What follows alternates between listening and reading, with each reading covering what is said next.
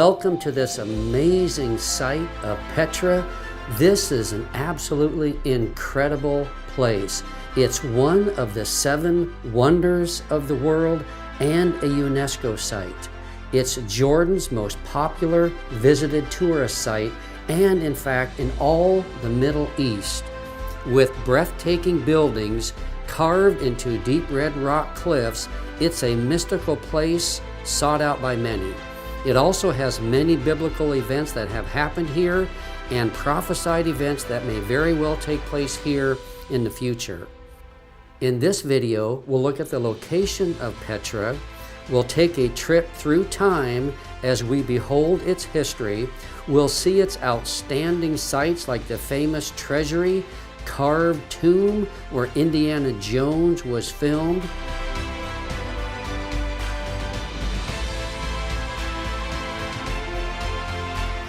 other monumental tomb carvings, the amazing monastery that sits high upon a mountain, the remains of the ancient city, a huge theater, and walk the deep canyon into the city that has breathtaking walls on each side, and more. You will be amazed at this site as we see it unfold.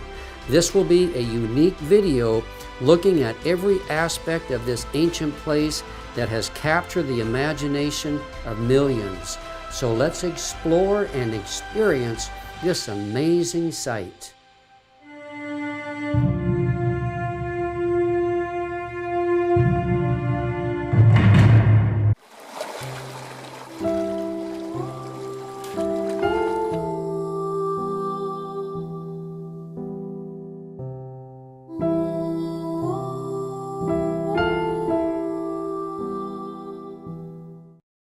Now let's look at the location of this amazing place.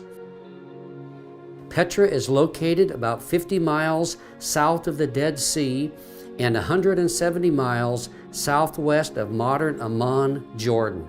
Located in the southwest of Jordan near the town of Wadi Musa, the landscape surrounding Petra is absolutely stunning. It has red rocky mountains at the east of the Araba Valley. Ancient Petra's main access is via a narrow crevice called the Sik, or pronounced Seek, which winds for about a mile through the mountainous terrain. The Sik provided an excellent natural defense for Petra's inhabitants. Many moviegoers are familiar with the Sik and the treasury tomb of Petra, which were featured in the 1989 film Indiana Jones and the Last Crusade.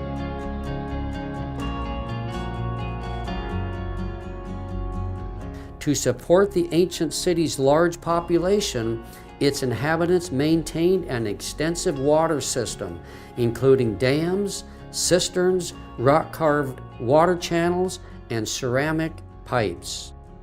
Now let's turn back the pages of history and let's walk through time as we see the history of this amazing site. The name Petra, which means rock in Greek, replaced the biblical name Selah, which is Hebrew for rock. The first inhabitants of Petra were the descendants of Esau, called the Edomites. Esau moved to this area from the Negev region in around 1900 BC, according to Genesis 36. Remains from early periods confirmed that the Edomites occupied this area as well. The Edomites raided traveling caravans and then hid in Petra for protection. They became arrogant and abusive. For this reason, God judged them. In Obadiah 3, it says, "The arrogance of your heart has deceived you, the one who lives in the clefts of the rock, on the height of his dwelling place, who says in his heart, who will bring me down to earth? Though you make your home high like the eagle, though you set your nest among the stars, from there I will bring you down, declares the Lord."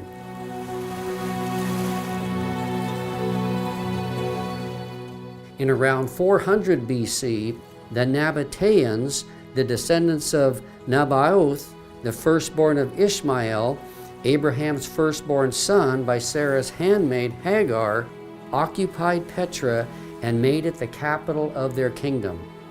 The vast majority of what can be seen today was carved into the sheer rock face by the Nabateans.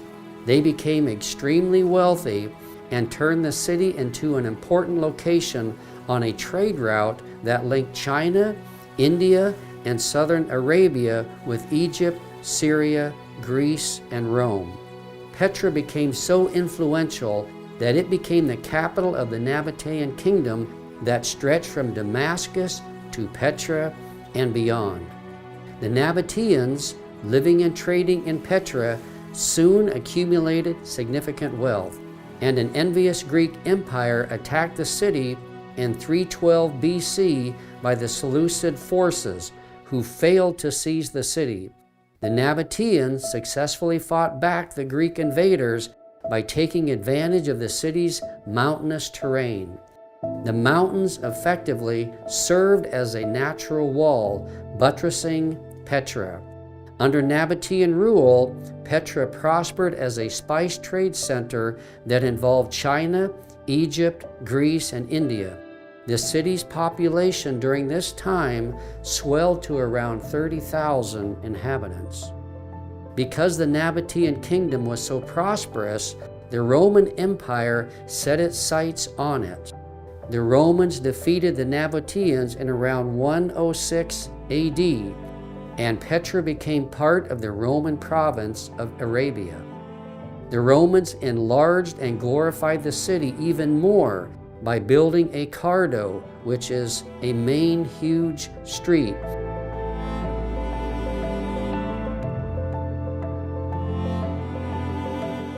They also built a large theater that accommodated around 6,000 spectators, and other buildings and improvements.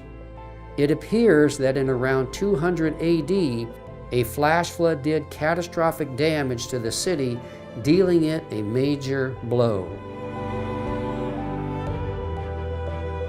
After the Roman Empire was divided in 330 AD, Petra was ruled by the Byzantine, or the eastern half of the Roman Empire, until Muslim occupation in the 7th century AD. In 363 AD, an earthquake destroyed many of its buildings, dealing Petra another blow. And again in 551 AD, another earthquake struck, causing a significant population reduction. Christian churches and a large monastery were built here during the Byzantine period. The Islamic invasion occurred in the 7th century, bringing Muslim reign to Petra. Around 1100 AD, the Crusaders conquered the Muslims and built a fort and outpost at Petra. The Crusaders would occupy Petra until the latter part of the 12th century. Due to the changes in trade routes, earthquakes, and more, by the 14th century, Petra became somewhat lost and obscure to the rest of the world, and so it remained for around 400 years. Only a few nomads and locals inhabited the area. Then, in 1812, a Swiss traveler persuaded his guide to take him to the site of the rumored lost city. Secretly making notes and sketches, he wrote, "It seems very probable that the ruins at Wadi Musa are those of the ancient Petra." Excavations begun in 1993 revealed several more temples and monuments that provide insight into the city's political, social, and religious traditions.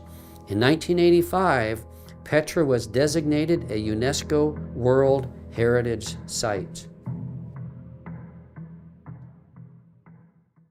Well, now let's take some time and look at these amazing sites here in this monumental city of Petra.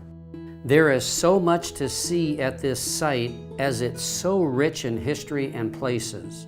We'll look at the 18 top sites that are the most important and most visited at this place. And here you can see the route that we're going to be taking. The first place we'll see is the Spring of Moses, or Moses Spring, nearby to the town of Wadi Musa, which means Valley of Moses in Arabic, is Moses' spring. According to tradition, this is the rock Moses struck in anger when the Israelites wanted water, as found in Numbers chapter 20.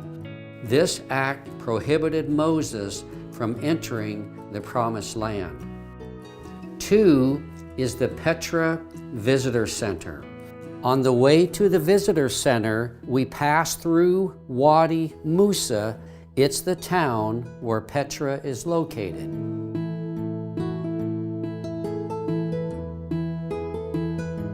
The Visitor Center is at the entrance to the park and has a museum where you can see the history and artifacts of ancient Petra. So this right here is the entrance to the park.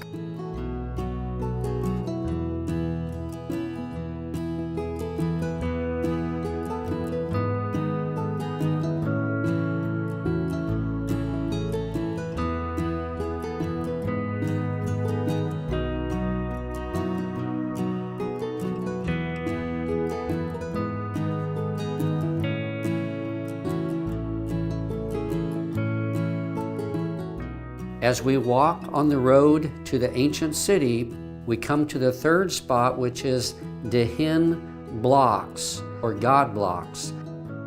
Many visitors miss the blocks in their hurry to reach the Sikh, or also pronounced Sikh, but they are worth a pause to speculate about their purpose. Some suggest they represent the start of tombs, or were associated with funerary dedications or the worship of water and fertility.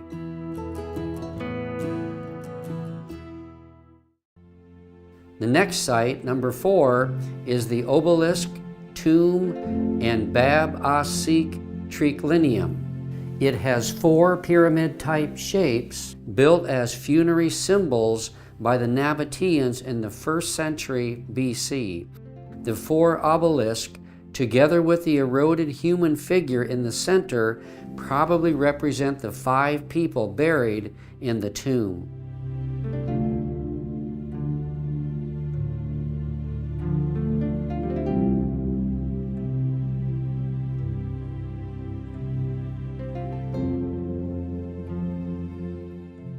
The next site, number 5, we come to the Sikh, or pronounced Sikh.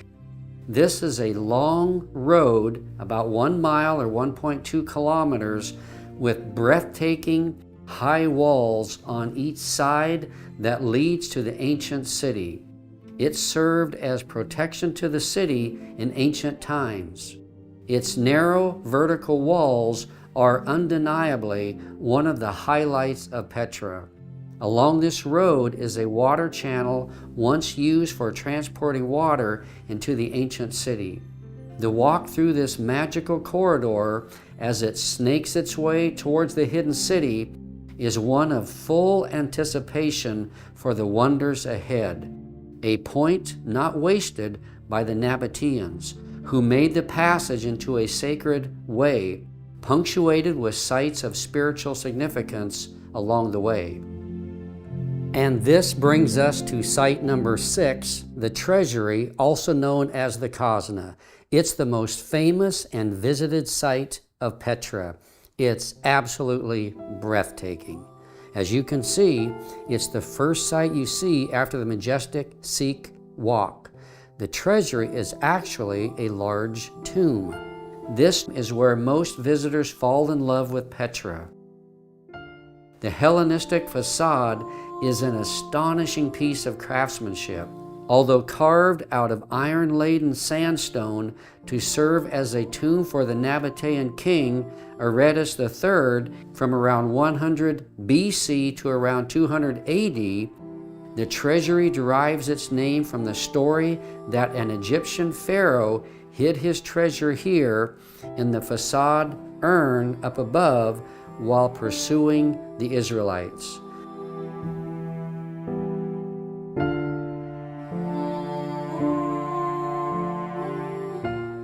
Again, this is the treasury where the famous movie Indiana Jones and the Last Crusade was filmed. The seventh site is the Street of Facades. Just beyond the Treasury Tomb and on the way to the main area of the ancient city of Petra lies many large facades.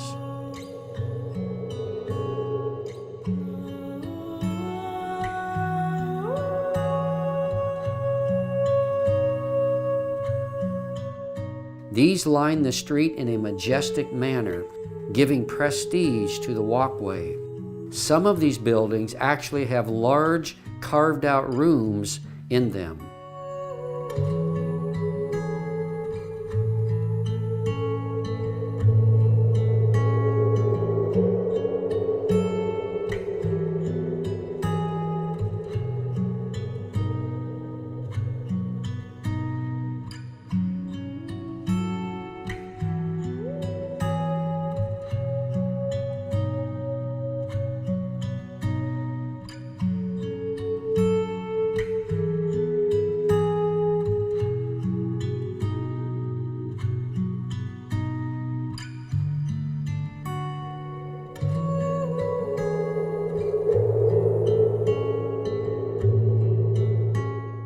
Site number 8 is the High Place of Sacrifice. It's a hike from the valley floor up to the high place, but is well worth it. The summit has a table for sacrificial ceremonies and is reached up a few hundred steps, working through the cliffs and ravines of the hill. This place has a spectacular view of the ancient city below and gives you a great view of everything. It's the most accessible of Petra's high places. This well-preserved site was built atop Jabal Madba with drains to channel the blood of sacrificial animals. The area was mainly used to sacrifice animals to the Nabatean god Dushara. It provides a sober and sad reality that false worship took place here. Many were misguided in believing that the worship of false gods helped them. Site number 9 is the theater.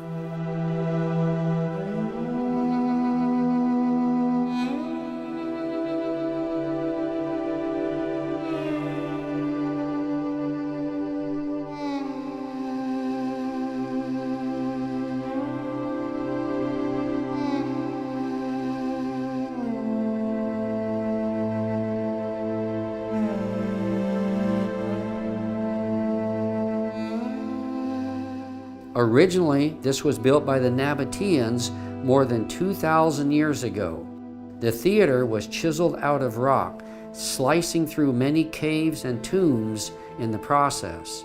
It was enlarged by the Romans in around 106 AD to hold about 8,500 people, which was around 30% of the population of Petra at that time.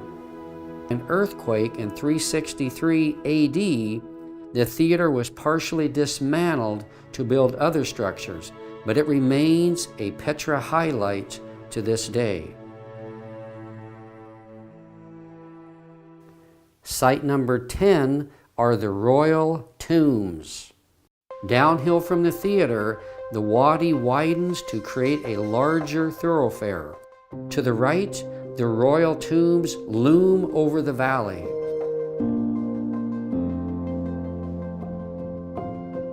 Within its west-facing cliffs are carved some of the most impressive burial places in Petra, known collectively as the royal tombs. They look particularly stunning, bathed in the golden light of sunset.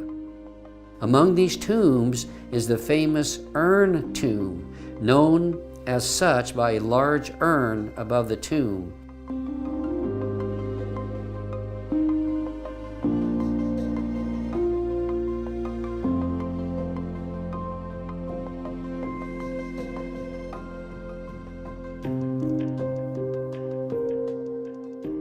Also in this area is the palace tomb. It's distinctive among the royal tombs for its rock-hewn facade, the largest in Petra.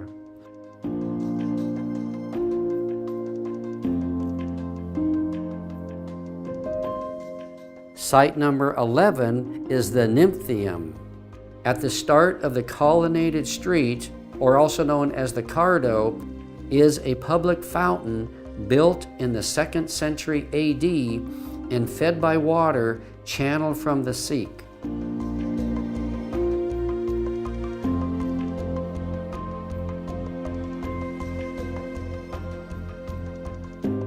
Little can be seen today, although it's recognizable by the 450-year-old pistachio tree giving welcome shade in the summer.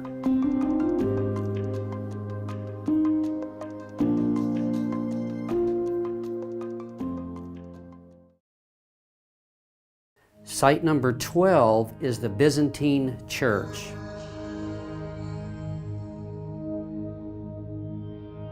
This church is also known as the Petra Church. It's a prime example of monumental architecture in the Byzantine era of Petra.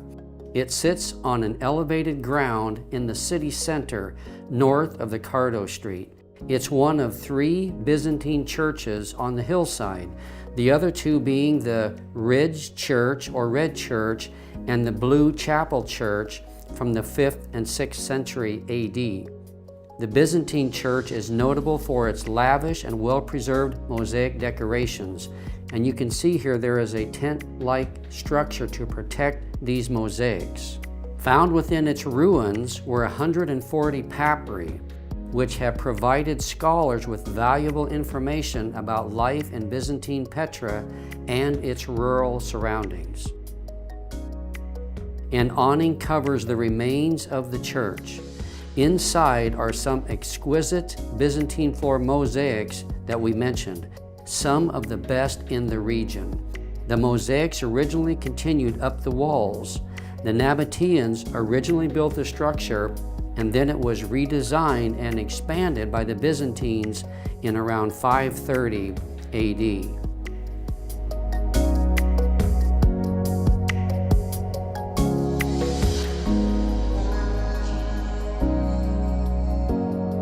Site number 13 is the Temple of the Winged Lions.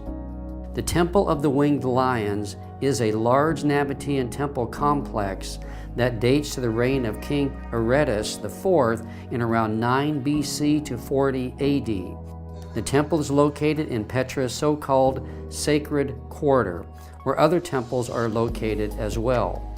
The temple was likely dedicated to the supreme goddess figure of the Nabateans, but the exact identity of this goddess is uncertain. The temple was ultimately destroyed in the massive earthquake at Petra in around 363 AD.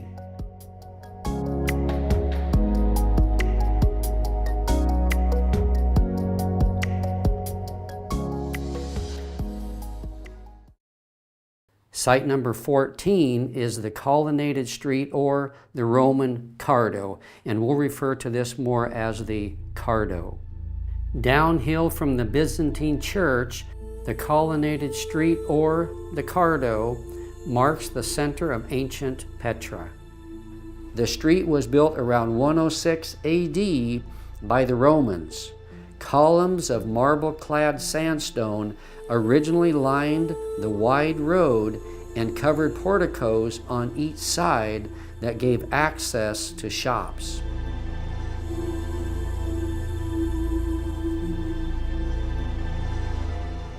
You can still see the remains of the original stones of the road to this day.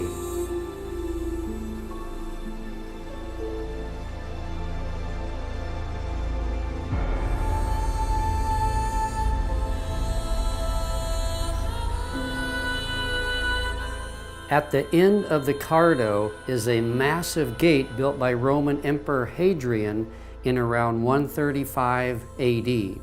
It's called the Tour Gate. It was one of the main entrances to ancient Petra at this time. Site number 15 is the Great Temple. The Great Temple occupied a prime spot in ancient Petra. It was strategically located with a great view of many of the sites in the main Petra city area. It appears to have been a major Nabatean temple of the 1st century.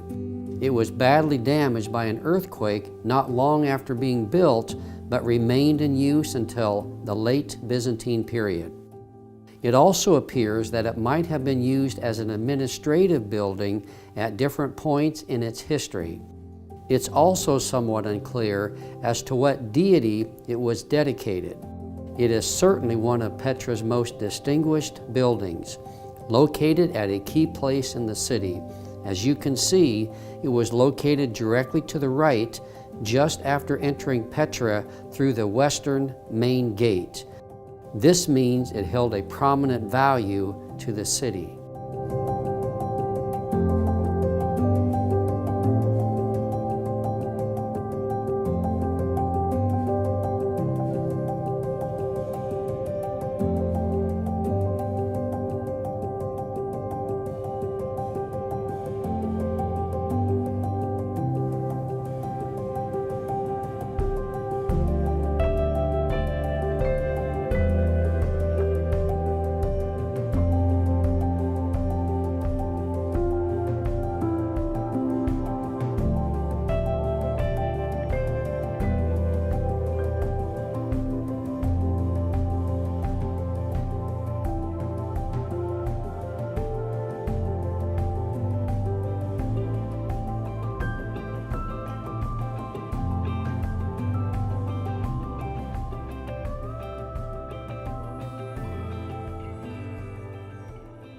Site number 16 is Qasr al-Bint. Now, just after leaving the Great Temple and then the Cardo, you pass through the Temenis Tor Gate. And then it's a short walk down the road to Qasr al-Bint. This road would have been the main access to Petra during most of its existence.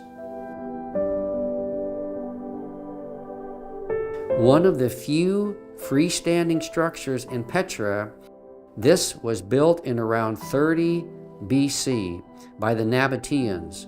It was later adapted to the cult of Roman emperors and destroyed around the 3rd century AD.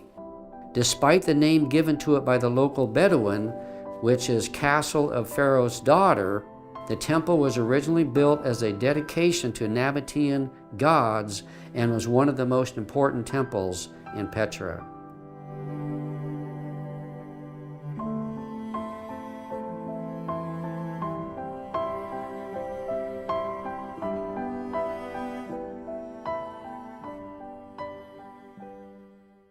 Site number 17 is the monastery, also known as Ad Dair. And this is quite a hike to get up here that we'll talk about in a moment. The monastery is one of Petra's remarkable rock-hewn buildings, standing at 160 feet tall and 148 feet wide, or 50 meters tall by 45 meters wide, making it the tallest facade in Petra. Its original purpose is uncertain, but it's believed to have been a temple dedicated to a Nabatean king, Openbaring I, although it may have also served other functions.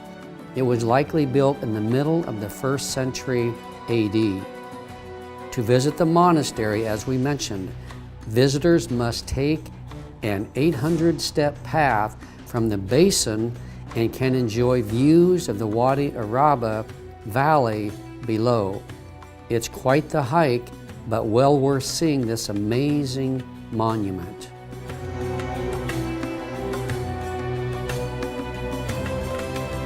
Once you've arrived up on top, it's certainly one of Petra's best-known rock-cut monuments. It has an unfinished tomb facade that, during Byzantine times, was used as a church. Hidden in the high hills, the monastery is one of the legendary monuments of Petra. It's similar in design to the treasury, but bigger. Its name comes from the crosses carved on the inside walls, suggesting its use as a church in Byzantine times, which would be around 350 to around 600 AD.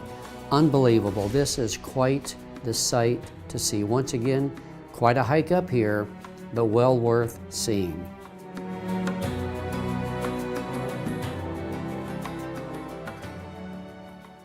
And lastly, site number 18 is Mount Hor. This site is about 3 miles or 5 kilometers from ancient Petra and is reached by vehicle and then some climbing.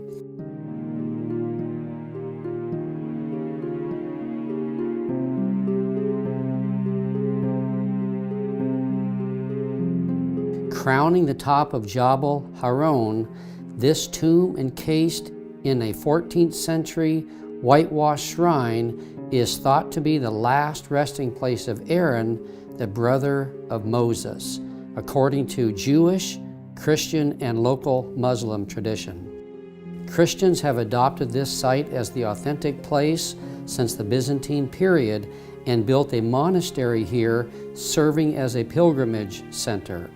The local Muslim tradition places Aaron's tomb at this site as well.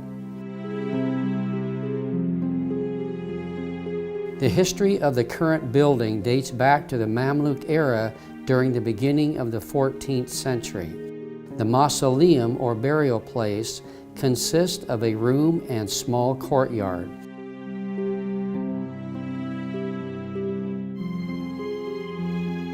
It has a white dome covering the entirety of the main room.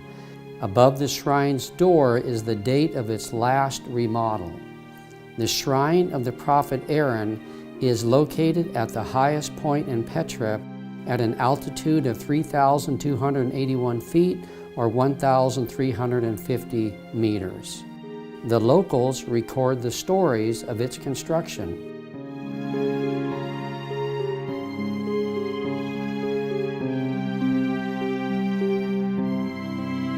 It is visible from afar, catching the first and last day's light above the Petra hilltops.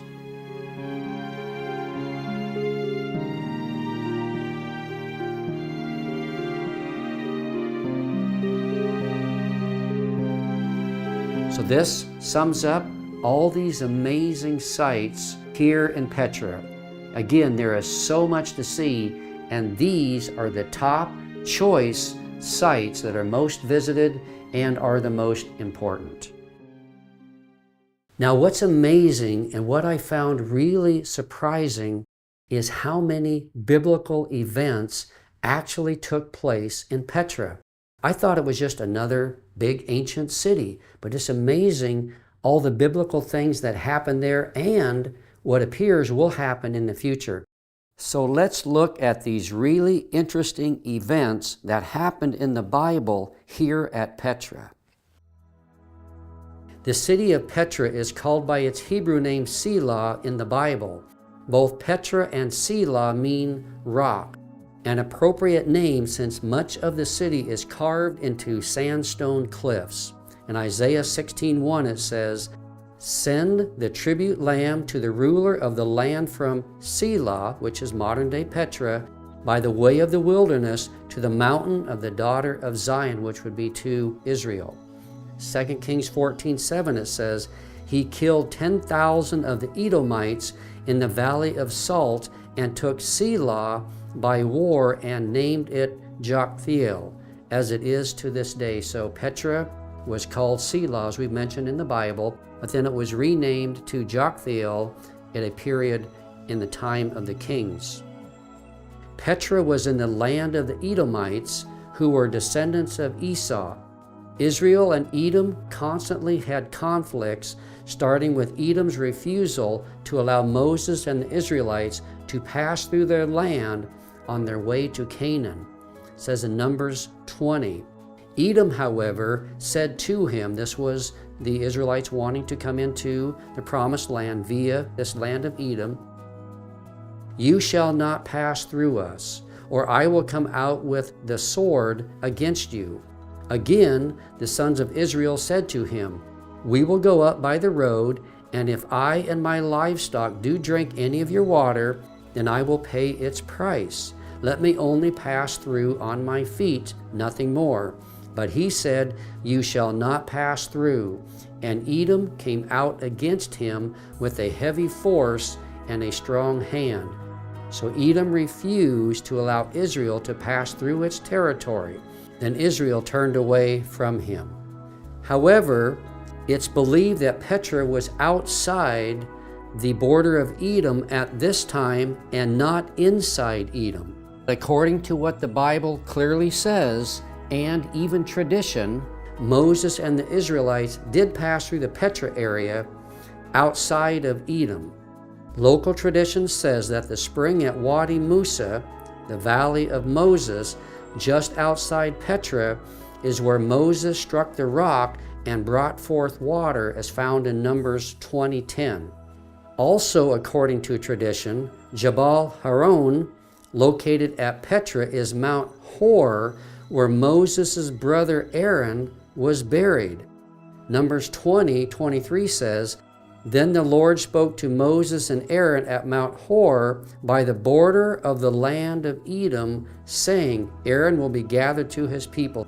So once again, it's believed that Petra was outside the border of Edom at this time, as it says here in this passage, that Mount Hor was by the border of the land. So once again, Petra appears to be outside the border of Edom during this time in history, during the time that Moses and Aaron and the Israelites passed through this area. So Moses and the Israelites did pass through Petra, but they didn't pass through Edom, because once again, Petra was outside the borders of Edom.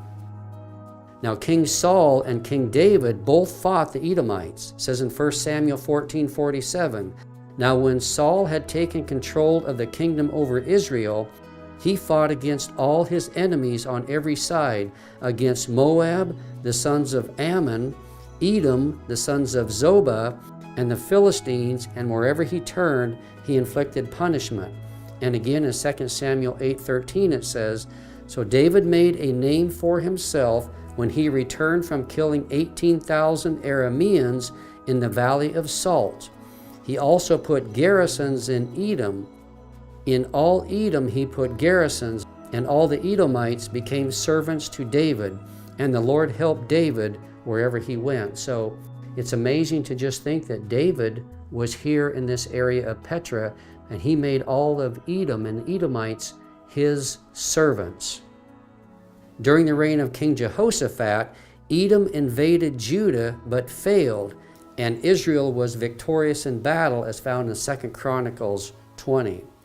Later, King Amaziah fought against Edom and took control of Petra, renaming it Joktheel, as we mentioned just a little bit earlier. It says in 2 Kings 14:7, "He killed 10,000 of the Edomites in the Valley of Salt and took Selah by war and named it to Joktheel, as it is known to this day." Now when King Nebuchadnezzar of Babylon destroyed Jerusalem in 586 BC, the Edomites gave aid and comfort to the enemy, as found in Psalm 137. For this they were strongly condemned by the prophets Isaiah, Jeremiah, and Obadiah. The Edomites raided traveling caravans and then hid in Petra for protection. They became arrogant and abusive. For this reason, God judged them. And we read about this earlier, but I'll just read it again. It says in Obadiah 3:4, "The arrogance of your heart has deceived you, the one who lives in the clefts of the rock, on the height of his dwelling place, who says in his heart, who will bring me down to earth? Though you make your home high like an eagle, though you set your nest among the stars, from there I will bring you down, declares the Lord." Now Petra seemed secure in its unpenetrable fortress of rock for centuries, but today its ruins lie uninhabited, fulfilling Scripture. It says in Jeremiah 49:18, "As Sodom and Gomorrah were overthrown, along with their neighboring towns, says the Lord, so no one will live there, no people will dwell in it."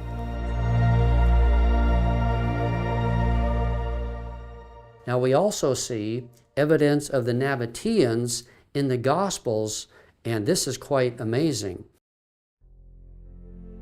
The Nabatean king Aretas IV daughter married Herod Antipas, the son of Herod the Great. Herod's mother was a Nabatean. Aretas had a good relationship with Antipas until he divorced Aretas' daughter to marry his brother's wife, Herodias. Antipas's marital decision caused John the Baptist to condemn him, to which Herodias got her revenge when she persuaded her daughter to ask for John's head as a birthday present, as found in Matthew 14 and Mark 6. The Apostle Paul also had encounters with the Nabateans. We see later evidence of the Nabateans in both books of Acts and 2 Corinthians. This is quite amazing. After Paul converted to Christianity in Damascus, the Bible says he immediately went out to preach the gospel. Those who heard him were astounded that the same guy they had heard was killing Christians was now preaching that Jesus is the Christ. Paul's enthusiasm greatly upset the Jews in Damascus, and they sought to kill him, causing Paul to go into hiding. In Paul's letter to the Galatians, while describing his conversion to Christianity, Paul mentions his time in Arabia. So Paul was in this area. It says in Galatians 1:15, "When God, who had set me apart before I was born and called me through his grace, was pleased to reveal his Son to me, so that I might proclaim him among the Gentiles. I did not confer with any human being, nor did I go up to Jerusalem to those who were already apostles before me, but I went away at once into Arabia, and afterwards I returned to Damascus." Now many believe that Arabia at this time included Petra, so it's very likely that Paul would come to this area. It was a large city, and that he would spend time here in this city of Petra. Now let's look at some future prophecies about this Petra ancient city. It's believed that this is the place where the Israelites will flee and be protected by God during the second half of the Great Tribulation period. It says in Revelation 12:5, "And she gave birth to a son, a male, who is going to rule all the nations with a rod of iron, and her child was caught up to God and to his throne. Then the woman fled into the wilderness." This woman is talking about the nation of Israel. "Into the wilderness," or what's likely to be Petra, "where she had a place prepared by God, so that there she would be nourished for 1,260 days. Then in Micah 2:12, it talks about this. It says, "I will surely assemble, O Jacob, all of thee. I will surely gather the remnant of Israel. I will put them together as the sheep of Bozrah, as the flock in the midst of their fold." Now Bozrah is the same name as Petra. "They shall make great noise by reason of the multitude of men." Now Bozrah is in the area where Petra is located. It is also the Hebrew word for sheepfold. And then in Psalm 60, 8-12, it says, "Moab is my washbowl. I will throw my sandal over Edom. Shout aloud, Philistia, because of me. Who will bring you into the besieged city? Who will lead me into Edom?" So these are some of the things that happened here at Petra. Again, it's really surprising how many biblical events happened here, and that there's a great possibility that even more events will happen here in the future. Now, what are some faith lessons that we can gather and learn from this amazing site of Petra?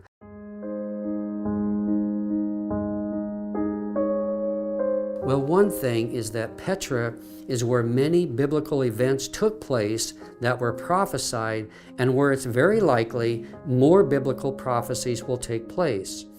Prophecy proves the Bible is true. So do we believe the Bible is true, and do we place our faith in it and trust it as our source for life and for guidance?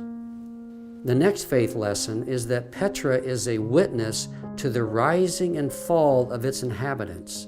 It reveals how short our time on earth is, and how God blesses and curses those who follow him or don't.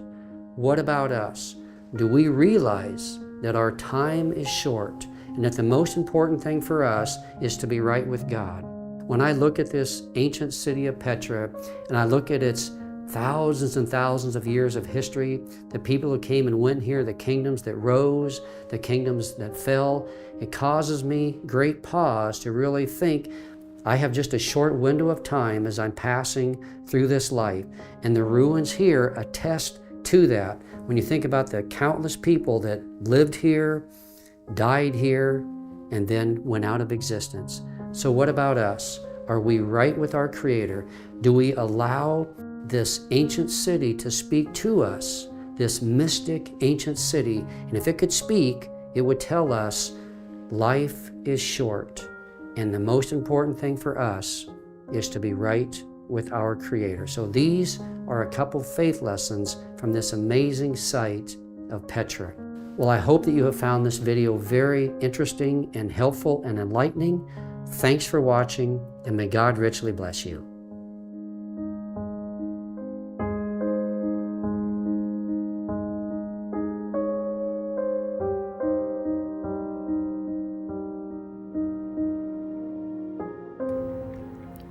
Here Jesus, ek weet ek is 'n sondaar. Ek besef dat ek nie sal hemel toe gaan as ek nie 'n verhouding met U het nie. Ek glo dat U aarde toe gekom het en vir my gesterf het aan die kruis en weer opgestaan het uit die dood. Was my sonde weg deur U bloed en maak van my 'n nuwe mens. Ek wil nie meer sondig nie. Help my om vir U te lewe. Ek gee vandag my hart vir U en kroon U as koning van my lewe. Dankie dat ek nou deel is van die hemelse familie. Amen.